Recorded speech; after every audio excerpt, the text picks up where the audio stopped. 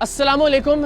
ये वीडियो मैं ज़मीन पर बैठकर इसलिए रिकॉर्ड करवा रहा हूँ कि ये मेरा एहतजाज है इस मुल्क के निज़ाम के ख़िलाफ़ और ये मेरा कानूनी और आइनी हक़ है कि अगर मुझे लगता है कि मुझे मार दिया जाएगा या मेरी टीम को किसी तरह का कोई नुकसान पहुँचा दिया जाएगा तो मैं कातिलों को पेशगी नामज़द कर सकूँ और मैं नामज़द करने जा रहा हूँ।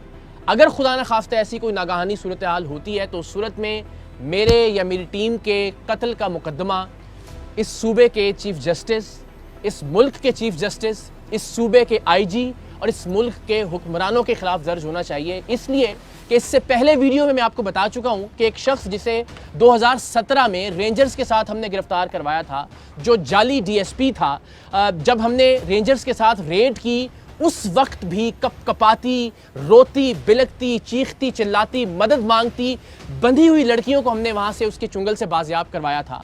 हमारे लोगों ने उसकी टीम में शामिल होकर उसकी खूंखार वारदातों को रिकॉर्ड किया था। हमने आपको दिखाया था कि किस तरह से वो मियाँ बीवी को लेकर आया था, दोनों को बरहना करके तशद्दुद का निशाना बनाया था, बीवी को अपने पास रखा था और शौहर को भेजा था कि वो अपनी बीवी के तावान के पैसे लाए और बीवी को वापस लेकर जाए।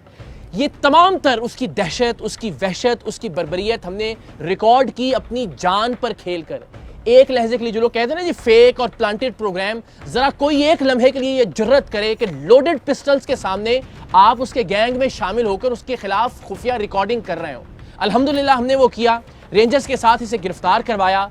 अल्टीमेटली ये शख्स बाहर आ गया और जो ये शख्स बाहर आया है उस पर कितनी FIRें ज़रा मुलाहिजा कीजिएगा। इसकी वालिदा आंटी शबनम, उन पर जो सिर्फ अभी पिछले 24 घंटे में हमने रिकॉर्ड हासिल किया उसके मुताबिक 5 FIRs हैं। 2013 में 2, 2014 में 1, 2015 में 1, 2016 में।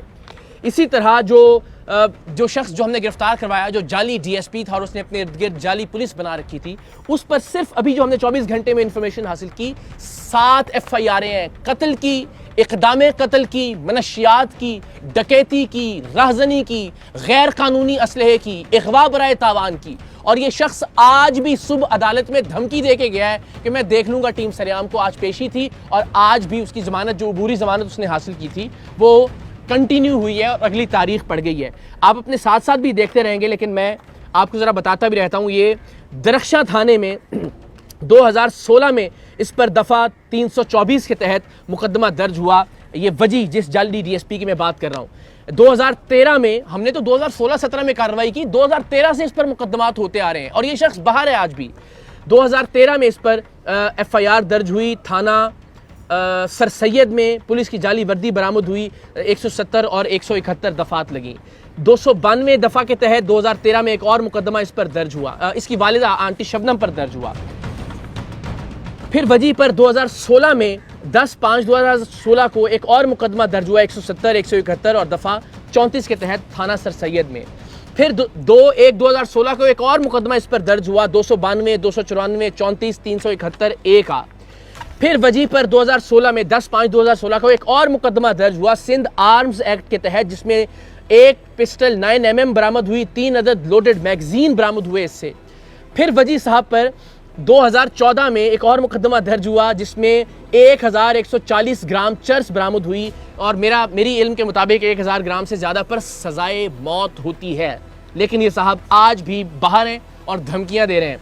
अगेन, धमकियों से डरने वाले नहीं, हर दूसरा आदमी इसी कैलिबर का हमने अल्हम्दुलिल्लाह बेनकाब किया है और ये सारे के सारे हमारी जान के दर पे हैं। लेकिन चूंकि इसने कोशिश की अगवा करने की हमारी टीम के एक मेंबर को, उसकी CCTV फुटेज भी आप देख सकते हैं, हमने पिछली वीडियो में बताया भी, तो इसलिए ज़रा हम बेनकाब करना चाह रहे हैं इस मुल्क के सिस्टम को भी कि ये इतनी FIRों के बावजूद ये आदमी इस वक्त खुला फिर रहा है और धमकियाँ दे रहा है।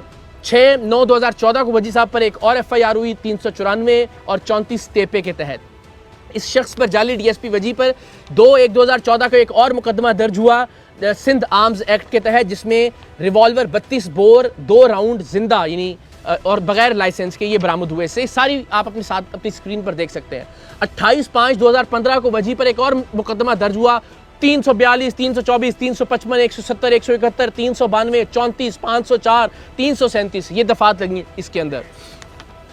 फिर जनाब इसकी वालिदा पर, आंटी शबनम पर, जो कि बुनियादी तौर पर एक फहाशी का अड्डा चलाने का और मनशियात का अड्डा चलाने का काम करती हैं, 2014 में, ये नई FIR नहीं है, 2013 से ऑनवर्ड्स की FIR आपको दिखा रहे हैं, 1595 ग्राम चर्स बरामद हुई 2014 में। ये FIR आप स्क्रीन पर देख सकते हैं। फिर जनाब एक और मुकदमा दर्ज हुआ और उसकी तारीख है 15/3/2020। ये थाना सर सैयद सेंट्रल में दर्ज हुआ और इसमें 371, 372 तेपे, 34 तेपे, ये सारी दफात लगी। ये वो हैं जो अभी हम हासिल कर सके रिकॉर्ड। इस कदर ख़तरनाक मुजरिम, कत्ल, इक़दाम कत्ल, मनशियात, गैर कानूनी असलहा, अगवा बराए तावान, जिसे रेंजर्स के साथ हमने गिरफ्तार करवाया, जो इस वक्त बाहर निकल कर हमारे एक मेंबर को गिरफ्तार कर अगवा करके तशद्दुद की गरज से उसने उसको बताया कि मैं तुम्हें हब चौकी पर ले जाकर टुकड़े करके मारूंगा और बाकी मेंबरों को भी टीम सरेआम के। और वो अल्लाह की मेहरबानी से CCTV फुटेज में आप देख सकते हैं कि जो उसे गोलियां ज़बरदस्ती पिस्तौल के ज़ोर पर खिलाई थी, उनका असर ज़ायल हुआ और बेचारा वो भागने में कामयाब हो गया। तो उस अगवा का जो पर्चा हुआ उसकी गिरफ्तारी से पहले ज़मानत हो गई और आज उसकी ज़मानत में मज़ीद तौसी हो गई है। इस कैलिबर का शख्स इस मुल्क के अदालती निज़ाम के हाथों आज़ाद फिर रहा है। हमें तो अल्हम्दुलिल्लाह, मैंने अर्ज़ किया कि आप, ये तो एक बहुत ही छोटे लेवल का मुजरिम होगा, इससे बड़े बड़े मुजरिमों को बेनकाब किया है। हम तो जब घर से निकलते हैं तो अपने बच्चों का माथा चूम के इस नीयत से निकलते हैं कि वापस पता नहीं आ सकेंगे या नहीं आएंगे, किस गोली पर हमारा नाम लिखा होगा। टीम सरेआम के जितने भी मेंबर हैं अल्हम्दुलिल्लाह जान लिटरली हथेली पर रखकर बेनकाब करते हैं मुजरिमों को और हर वक्त मौत का सामना करने के लिए तैयार रहते हैं। लेकिन जो ख़तरनाक चीज़ है, एक तो ये कि एक ऐसा आदमी जिसने टीम सरेआम की मदद की, वो अगवा हुआ, अगवा होने से वो बच निकला किसी तरह से, और उस पर जो FIR हुई उसमें उसको ज़मानत मिल गई, उस मुजरिम को जिस पर दर्जनों मुकदमात हैं, कत्ल के, इक़दाम कत्ल के, असलहे के, अगवा बराए तावान के। और इससे बढ़कर ये कि आज भी अदालत में खड़े होके वो उस शख्स को धमकी दे रहा है कि मैं देख लूँगा तुम्हें भी और टीम सरेआम को भी। तो ये मुझे नहीं पता कि कौन सा लफ्ज़ इस्तेमाल किया जाना चाहिए इस मुल्क के निज़ाम इंसाफ के लिए। पुलिस एहलकार ज़ाहिर वो यही कर सकते हैं, उन्होंने ये इतने सारे पर्चे दिए हैं उस पर। अब ज़ाहिर अदालतों का काम है कि उसको सज़ा दी जाए या कम से कम ऐसा ख़तरनाक आदमी बाहर ना हो। 3 साल ये जेल में रहकर आया है और जेल में रहने के बाद इसने एक पूरा गैंग तश्कील दे दिया है और बाहर आकर जो ये कार्रवाइयाँ कर रहा है उसकी भी हम तफसीलात इंशाल्लाह जल्द आप लोगों से शेयर करेंगे। लेकिन आप सोचें, इस मुल्क में क्या आप और मैं अपने बच्चों को छोड़कर मरना पसंद करेंगे इन हालात में कि जब एक क्रिमिनल इतना ताकतवर है, एक फहाशी का अड्डा चलाने वाली उसकी माँ इतनी ताकतवर है कि इतने मुकदमात में वो इस वक्त भी ज़मानत पर है और धमकियां दे रहा है। और आज ही उसने एक मोबाइल शॉप पर जाकर हमारे ही एक मेंबर के शनाख्ती कार्ड पर एक मोबाइल फ़ोन भी ख़रीदा है और उसकी भी तस्वीर हमें मौसूल हो गई हैं।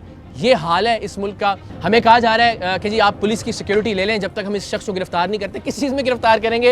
ये इतने सारे मुकदमे हैं, सब में तो उसकी बेल हो गई, वो बाहर आ गया है।